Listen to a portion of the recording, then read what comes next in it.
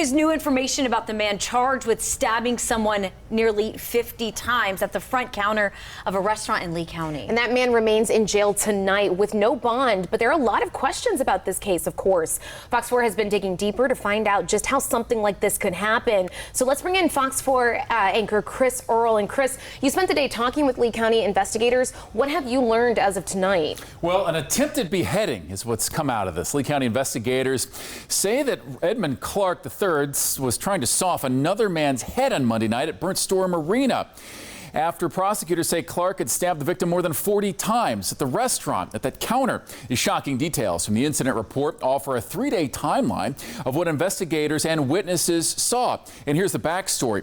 Clark was a caregiver for an older man, even living in Punta Gorda with this man for 6 years. The Lee County Sheriff's Office says the 36-year-old Clark was in a Fort Myers hospital until Saturday for abdominal pain, when upon leaving he became enraged with another caregiver, accusing her of poisoning his food. And the older man, whom Clark cared for, told investigators later that he believed Clark was hallucinating that day.